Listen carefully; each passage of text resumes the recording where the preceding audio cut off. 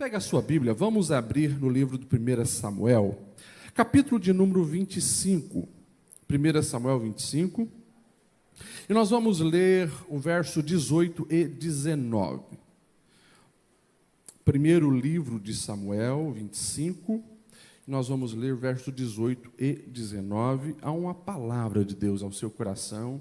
Eu lembro você que a Bíblia é a palavra de Deus e Deus usa a sua palavra para trazer resposta ao seu coração.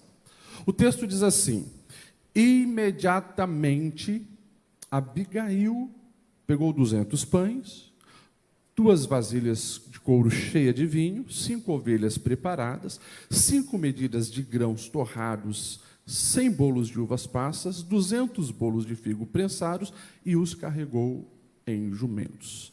E disse aos seus servos: vocês vão na frente, eu os seguirei.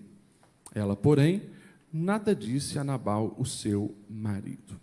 Até aqui, você pode se assentar. Eu gostaria de falar nessa noite sobre isso aqui: sabedoria para reagir.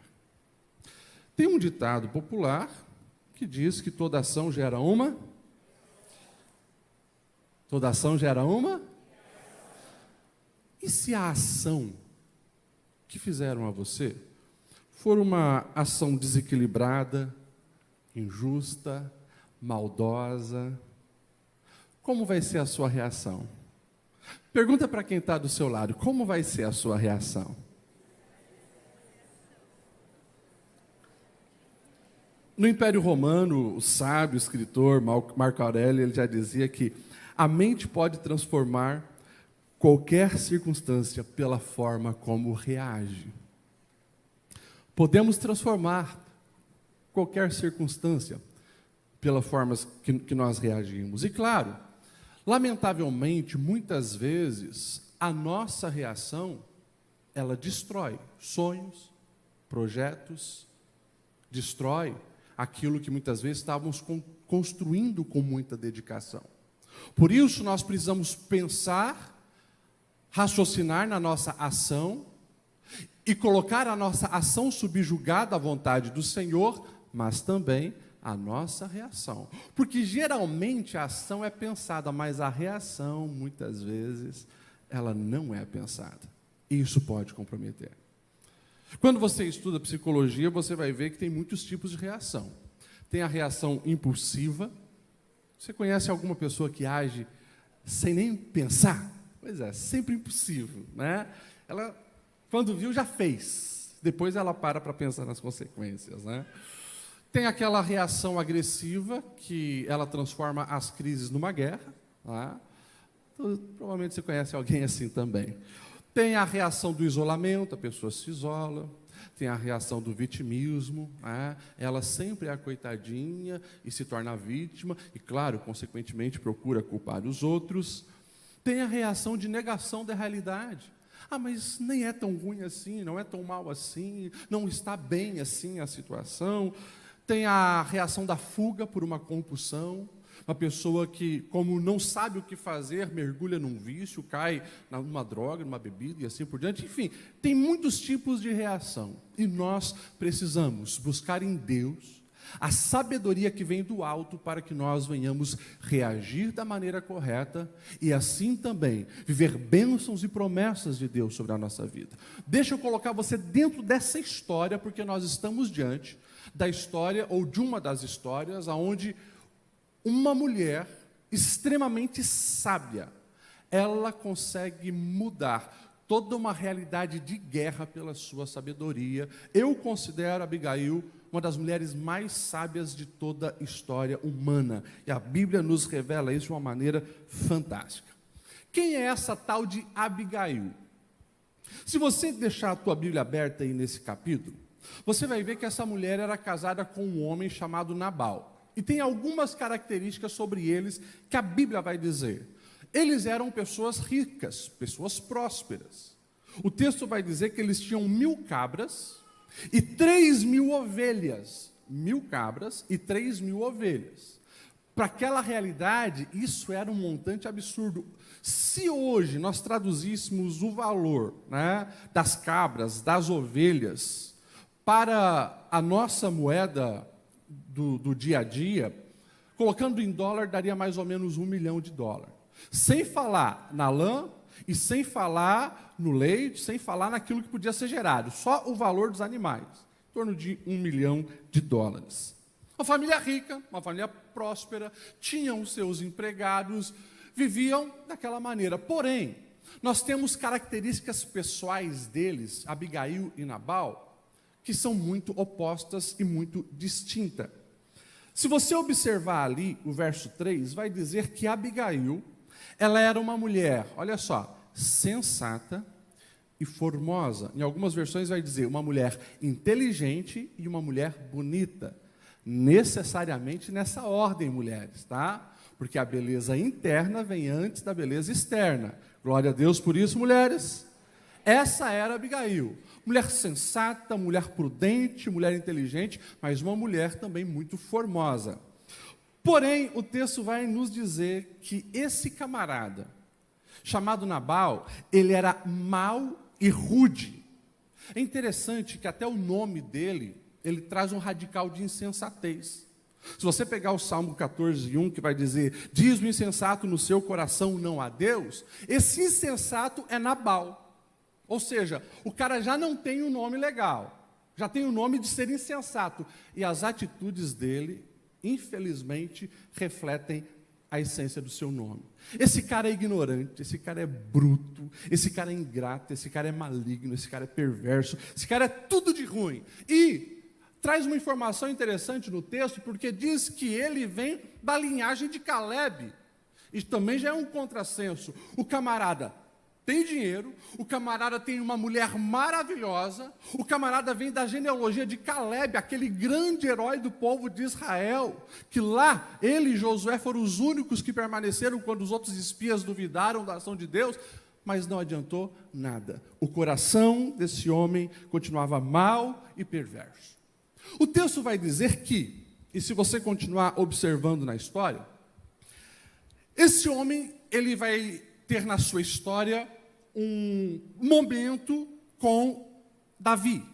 Davi, ele não é rei nesse período. Ele ainda não é rei. Davi, ele é sim um jovem famoso em todo Israel, famoso por ter matado Golias, famoso porque o próprio Samuel havia o ungido para ser rei.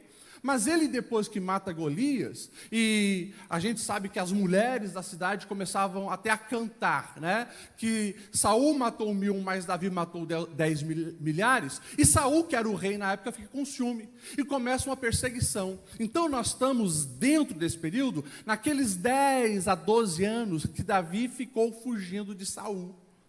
Ou seja, Davi ficava um período aqui, um período ali, se escondeu numa caverna e lá ele conseguiu arrumar vários soldados para si.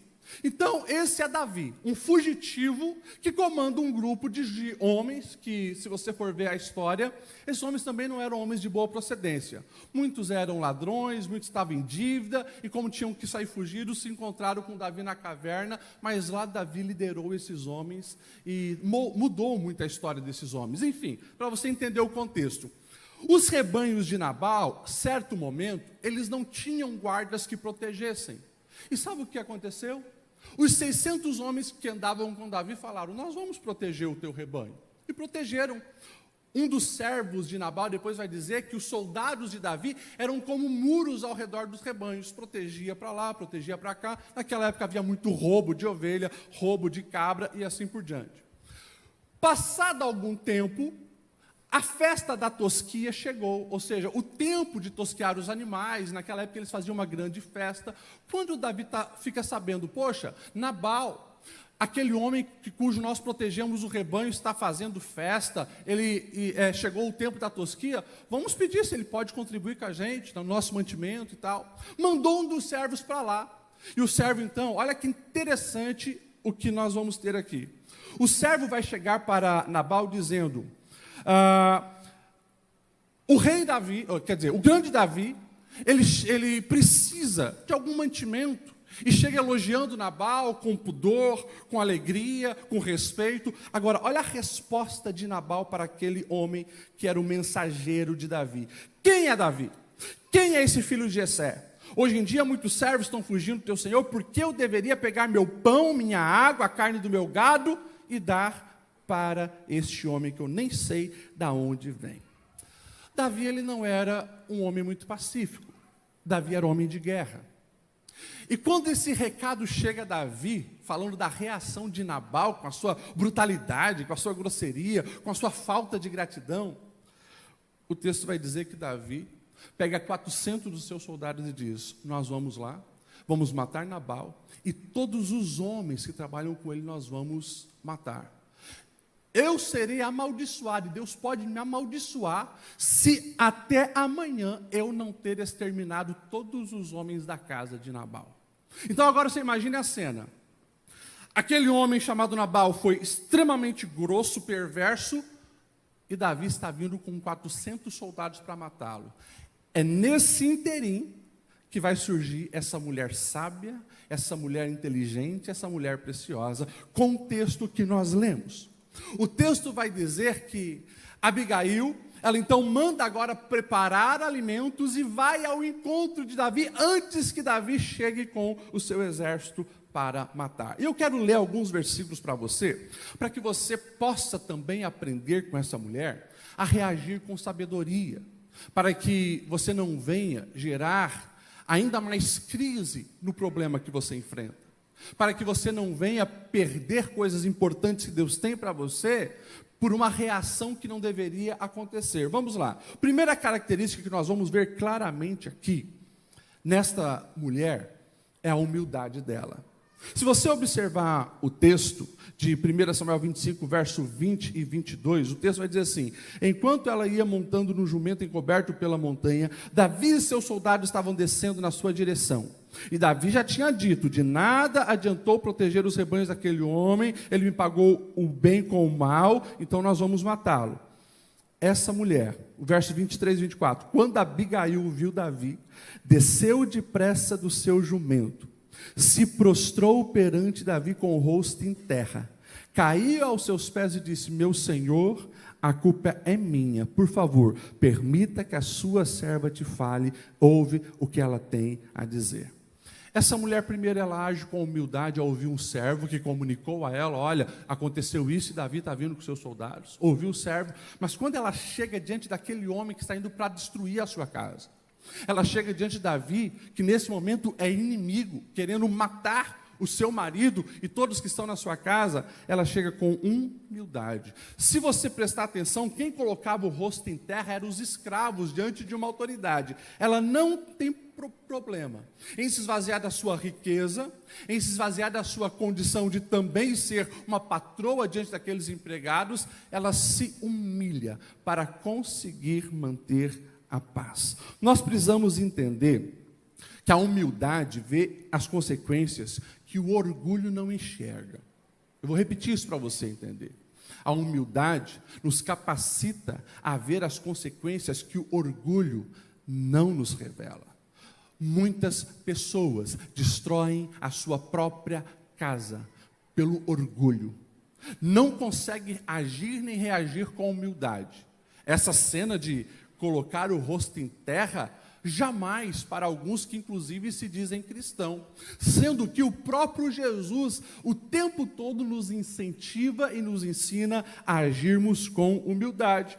Por exemplo, se você ler Mateus 11, 28, você vai ver Jesus dizendo assim: tomem sobre vocês o meu jugo e aprendam de mim, porque eu sou manso e humilde de coração. Se você vê Paulo escrevendo sobre Jesus em Filipenses 2, vai ouvir Paulo dizendo: seja a atitude de vocês a mesma de Cristo, que embora sendo Deus, não considerou que o ser igual a Deus era algo que devia se apegar, mas se esvaziou a si mesmo, vindo a ser servo, tornando-se semelhante a homens.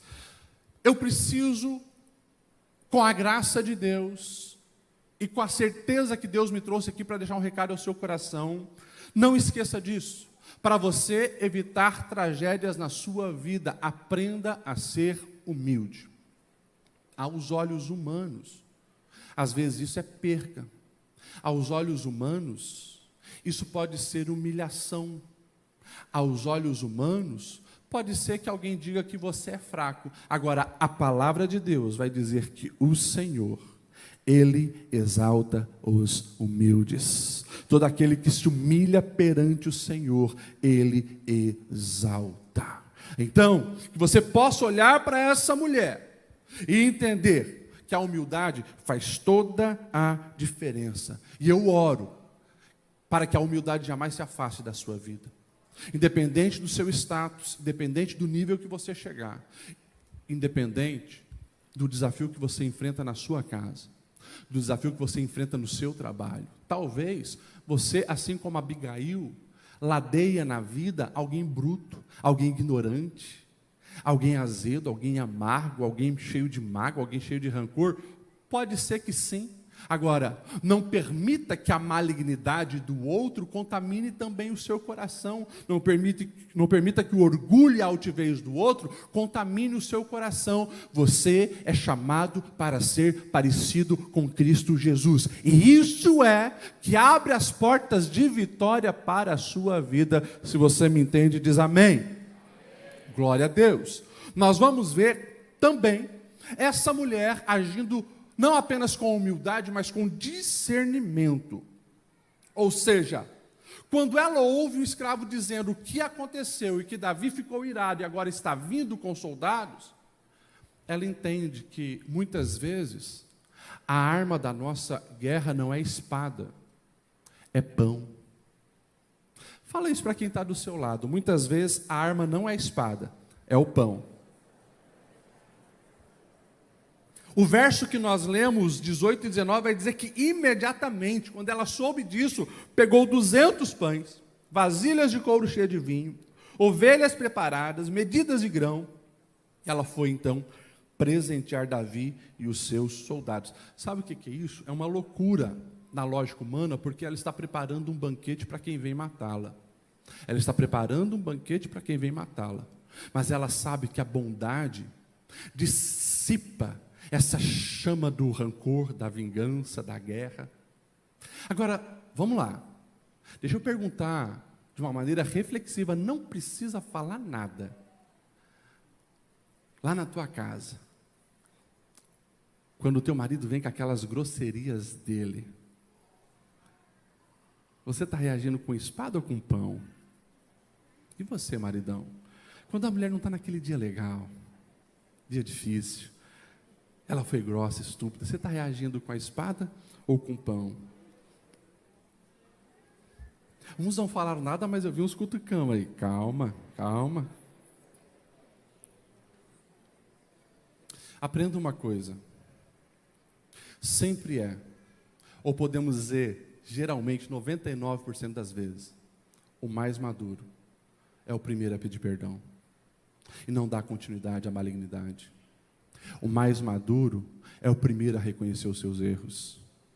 O mais maduro é aquele que vai encerrar o ciclo maligno de vingança, onde, me fez mal, eu vou fazer mal. E daí ele diz, me fez mal, vou fazer mal. E nunca para. O mais maduro é aquele que diz, ele me fez mal, mas a Bíblia me ensina a pagar o mal com o bem. Na verdade, a vencer o mal com o bem. Que você possa, com sabedoria, aplicar isso à sua vida, como essa mulher aqui está fazendo. Se você vai para as Escrituras, não tem como a gente ler muitos versículos, né? Mas eu quero ler 2 aqui. Romanos 15:1, Paulo vai dizer assim: nós que somos fortes, devemos suportar a fraqueza dos fracos e não agradar a nós mesmos. Cada um de nós deve agradar a seu próximo para o bem dele, a fim de edificá-lo, pois também Cristo não agradou a si próprio, mas como está escrito, os insultos daqueles que te insultaram caíram sobre mim. Portanto, aceitem-se uns aos outros da mesma forma que Cristo os aceitou, a fim de que vocês glorifiquem a Deus. Deixa eu falar uma coisa explícita para você, e não se assuste, mas é um recado do púlpito à porta, para todos nós que somos crentes, todos nós que amamos o Senhor Jesus. Até hoje eu conversava com meu amigo Eduardo sobre isso, sobre a idolatria ao eu, aonde eu me coloco no centro de tudo, eu me adoro, porque eu não nego o meu orgulho, eu não nego o meu desejo de vingança, Eu não nego o rancor que domina a minha alma para também ferir aquele que me feriu. Isso é um tipo de idolatria. Porque se eu sou cristão e desejo seguir ao Senhor, eu preciso fazer como Paulo fez. Não mais vivo eu, mas é Cristo que vive em mim. Ou seja, isso fala, e ele aqui está dizendo bem claro, quando eu tenho aquele desejo de a minha carne, né, se vingar, ele falou mal de mim, ela falou mal de mim, eu não acredito que naquele encontro de família falaram isso. Sabe aquele desejo de vingança que você tem? Pois é. É nesse momento que você precisa mostrar que você já foi crucificado com Cristo. E você diz, Senhor, a minha vontade é matar uns 1000, mas eu sou crente agora, então me ajuda, me segura, Senhor. Me ajuda a me controlar, ter domínio próprio. Espírito Santo, eu sou tua casa, o Senhor mora em mim, me guia, me direciona, e isso muda tudo. E deixa eu falar uma coisa para você, e volto a repetir aquilo que eu falei anteriormente. Às vezes, ou a maioria das vezes, essa reação, pela ótica humana, parece que você é fraco. Parece que você não teve uma postura de guerreiro para enfrentar os malignos. Ei, Deus está vendo tudo. E sempre tem uma lei que não falha. A lei da semeadura. Você vai colher aquilo que você plantou. O que me choca ainda nas falas de Abigail, quando ela está diante de Davi, ela vai dizer no verso 24, meu Senhor, a culpa é toda minha, por favor, permita então que a sua serva te fale. Essa mulher, ela não tinha nada a ver com a história. O ignorante, o insensato, o tolo era o marido. Mas ela sabia, ela fez uma aliança com ele, ela também iria colher dos resultados. Então ela chega diante de Davi e diz, a culpa é minha, me ouve. Gente, que exemplo de mulher e que sabedoria nas suas reações. Porque o coração humano, ele sempre está querendo uma desculpa, tirar a culpa de si e colocar a culpa em alguém. Ela até poderia ter colocado toda a culpa no marido, mas ela está assumindo a responsabilidade para ela. Isso é um exemplo de humildade e isso aqui é um exemplo de discernimento. Escute o que eu vou dizer para você agora. Se aproxime de Deus em humildade de coração e peça para que o Senhor te dê as armas certas na sua guerra. Tem pessoas querendo matar mosquito com bazuca e isso vai fazer com que tudo ao seu redor exploda. Não faça isso. E tem pessoas também tão equivocadas que estão querendo matar um elefante com um matador de mosca. Isso não vai dar certo também. Busque sabedoria em Deus, sabedoria nas palavras. Naquele dia que o caos chegou na sua casa, a desavença chegou na tua casa, aquele dia que o seu patrão estava estressado, seus colegas de trabalho não estavam bem, não entre nessa pilha. Deus te deu graça para você ser luz no meio das trevas. E quando eu falo que o cristão é chamado para ser luz no meio das trevas, eu não estou apenas dizendo que você vai cheio de Deus chegar lá no meio do satanista e falar do amor também. Mas eu estou dizendo naquele dia, onde parece que as trevas chegaram na sua casa, ninguém está se entendendo, ninguém está falando a mesma linguagem, parece que há uma opressão maligna na sua casa, o Senhor te chama para se levantar como luz no meio da sua casa, e isso não vai apenas ser em palavras, porque muitas vezes a palavra é para apontar os erros dos outros, mas é uma atitude cheia de graça, cheia de amor, cheia de responsabilidade, onde os servos de Deus, eles não reagem de acordo com a lógica humana, mas como estão cheios do Espírito Santo, eles fazem a diferença aonde eles estão. Você me entende? Diga amém. Glória a Deus.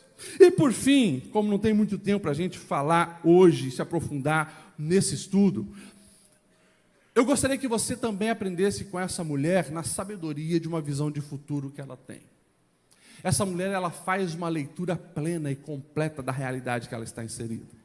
O verso 28, ela está dizendo assim, esquece, eu te suplico, a ofensa de tua serva, pois o Senhor certamente fará um reino duradouro para ti, que travas os combates do Senhor. Olha só como essa mulher é totalmente diferente do marido. O marido sabe que Davi foi ungido e venceu Golias, mas ele zomba de Davi, e dizendo, agora qualquer fugitivo está aparecendo aí. Essa mulher, ela tem uma certeza. Não foi homem que declarou que Davi seria rei. Ela, mesmo Davi sendo um fugitivo nessa época, ela está dizendo, eu sei que o Senhor te dará um trono. Olha como ela enxerga a realidade muito à frente dos fatos momentâneos. O marido parece agir com interesse, porque enquanto Davi protegia os seus rebanhos, tudo bem, depois descartou. Agora essa mulher, ela acredita que há uma bênção, uma unção sobre Davi. E é lindo quando Davi, agora que Davi também, como eu falei, sangue quente, ele ia para matar mesmo, mas quando ele se encontra com essa figura cheia de graça, aquele que havia sido ungido, ele, digamos assim, ele leva uma surra de exemplo moral e de valores com essa mulher. E o texto vai dizer que Davi olha para ela e diz, olha, que o Senhor te abençoe. Davi vai abençoar essa mulher que agora se humilhou na presença de Davi, acalmou o coração dele. Agora Davi, então, ele está reconhecendo, e ele vai dizer assim, o meu coração estava cheio de ira para derramar sangue, mas agora tudo mudou. E a reação então dele agora é abaixar a espada, recebe aquele alimento. E o texto vai nos dizer que na sabedoria dessa mulher, é até engraçado isso, mas o verso 30, ela vai dizer assim para Davi, e quando o Senhor tiver te abençoado, lembra da tua serva. Essa mulher, ela consegue enxergar o futuro de uma maneira extraordinária, e ela lembra Davi, do propósito dele. Davi, Deus não te chamou para você sair derramando sangue, e manifestando uma vingança cheia de ira. Há um propósito maior de Deus sobre a sua vida. Ei, muitas vezes você entrou nesse lugar aqui, consagrando a sua família, consagrando o seu lar, abençoando o seu trabalho, abençoando os seus projetos, inclusive hoje nós oramos sobre o nosso trabalho aqui. Agora, corremos o risco de nos dias maus, cheio de ira, fazermos como Davi. Davi foi chamado para edificar Israel, agora ele está querendo fazer uma chacina em famílias de Israel. Loucura, mas é isso que a ira faz, o rancor faz, a mágoa faz. Até que essa mulher cheia de graça lembra, há um propósito maior, que vai muito além dessa fase de ira que você está vivendo. Você que é pai e mãe cheia de Deus, escute o que eu vou te dizer. Na sua casa, vai ter momentos assim. Quem é pai de adolescente mesmo, eu agora sou pai de adolescente, a gente vê que os desafios são enormes. A gente vê quanto o nosso adversário ataca para tentar tirar dos nossos filhos os propósitos de Deus. Agora lembra disso, você está lá para lembrar quem eles são em Deus. E nos momentos de ira que você possa usar essa arma para aplacar os ânimos. Deus tem um projeto na sua vida, meu filho. Deus tem um projeto na tua vida, minha filha. Deus tem um projeto na tua vida, meu marido. Eu lembro, minha esposa, o que Deus falou a teu respeito. Isso coloca por terra todas as hostes infernais que estavam agindo naquele ambiente. É isso que essa mulher faz. Ela lembra Davi, que ele era ungido de Deus para governar. Qual o fim dessa história? O fim dessa história é que quando Abigail volta para casa agora, com muito êxito, porque ela conseguiu aplacar os ânimos daquele exército, o exército então pega aquele mantimento e sai.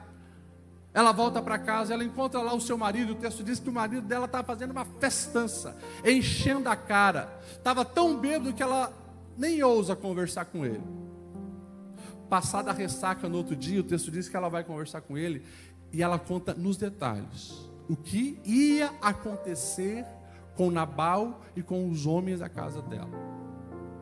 E o texto vai dizer que quando aquele homem recebe aquela informação, ele entra em choque. E ele fica paralisado. 10 dias, aquele homem não consegue reagir. 10 dias aquele homem está travado, 10 dias ele está em choque. E o texto vai dizer, não é o pastor Lediel que está dizendo, o texto vai dizer: o Senhor, depois de 10 dias, feriu Nabal e ele morreu. Plantou grosseria, plantou rancor, plantou tudo que é de ruim. Morreu. E Abigail, pastor Lediel? Abigail tinha falado: quando Deus te abençoar, lembra da tua serva. Eu não sei se Davi interpretou aquilo como uma cantada ou não, não sei.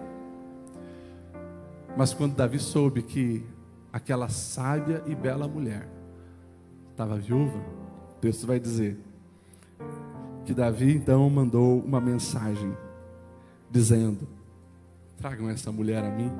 E o texto diz que ela se levantou, inclinou-se o rosto em terra e disse: aqui está a sua serva, pronta para servi-lo, lavar os pés dos seus servos. Abigail montou um jumento, acompanhada por 5 servas, foi com Davi e tornou-se sua esposa. Lá na frente, 1 Crônicas 3, você vai ver que Davi teve um filho com Abigail. E o nome que ela dá a esse filho: Daniel. Daniel significa Deus é meu juiz. Deus é meu juiz. O que eu contei sobre a história dessa mulher é só um fragmento da vida dela. A minha imaginação faz supor que essa era uma mulher muito sofrida. Essa mulher deve ter passado por maus bocados na mão do seu ex-marido Nabal. Agora, em momento nenhum, como eu disse, a maldade dele, ela permitiu que entrasse no coração dela. Ela foi firme, fiel, estabeleceu valores para seguir, honrou a Deus em tudo, agiu com humildade e discernimento. Agora, ela está casada com o homem que vai ser o rei de Israel. Ela é abençoada com um filho, e esse filho todo dia, quando ela olha para ele, ela lembra: Deus é o meu juiz. É Ele quem peleja as minhas guerras, é Ele quem vai na frente das minhas causas, é Ele quem me dá a vitória, é Ele quem me faz prosperar. Vamos se colocar em pé? Eu sei que é uma mensagem bem reflexiva, mas eu queria que você entendesse.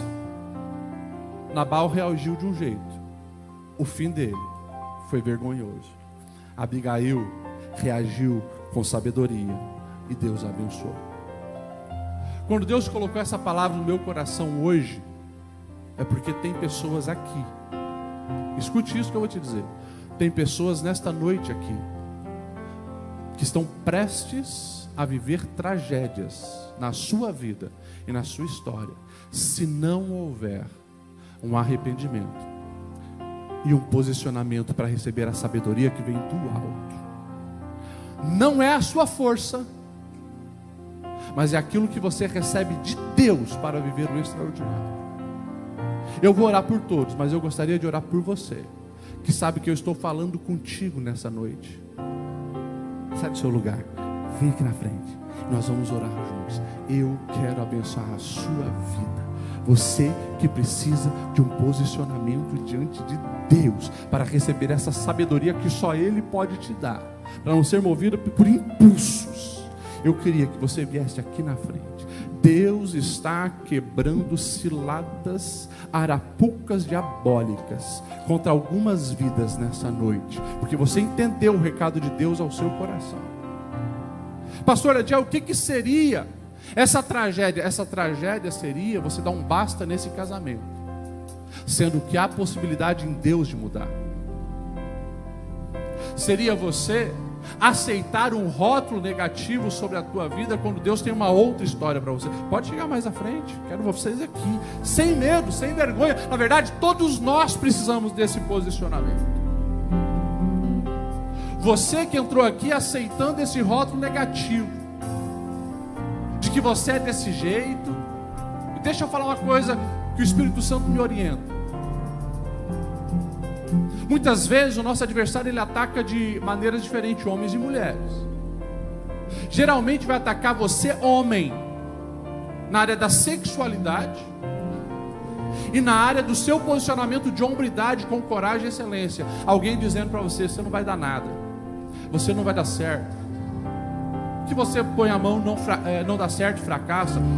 Você que está querendo aceitar esse rótulo, em nome de Jesus, vem para cá que Deus vai te dar sabedoria para você reverter essa história. Você, mulher, geralmente é nos relacionamentos, na autoestima, que o diabo ataca as mulheres. Ninguém vai te amar. Você não é belo o suficiente. Coisas sérias. Mas o nosso Deus, Ele é aquele que quebra o jugo. O nosso Deus é aquele que quebra as maldições. O nosso Deus é quem derrama sabedoria e graça dos corações para viver um novo tempo, uma nova história. Feche os seus olhos, eu quero orar por você. Espírito Santo de Deus, obrigado pela Tua palavra. Espírito Santo de Deus, abrimos o coração para receber tudo que os céus têm para ministrar em nós. Espírito Santo de Deus, perdoa pecados, traga sabedoria, dissipa a confusão dessa mente, dissipa os pensamentos diabólicos.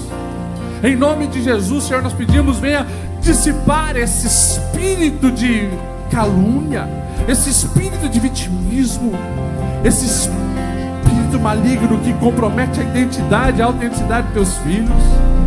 Dê sabedoria, Senhor, para evitar esse divórcio. Dê sabedoria, Senhor, para evitar essa falência. Dê sabedoria, Senhor, para evitar a tragédia que está batendo nessa porta. E que as vidas aqui entendam, Senhor, que Tu és o caminho e a verdade que nós precisamos. Que nós possamos entender, Senhor, que não há outra maneira de reagir corretamente diante dos desafios da vida, se não for cheio da Tua graça, cheia da Tua unção, cheia da Tua sabedoria. Por isso eu peço, Senhor, sobre os meus irmãos que aqui estão, dê a vida, a graça, a sabedoria e o discernimento. Venha abençoar os Teus filhos, Senhor, de uma maneira completa, e que todo laço contra essa casa caia por terra. Dai-nos, Senhor, a sabedoria de Abigail. Eu peço a bênção em nome de Jesus. Amém, e amém, e amém.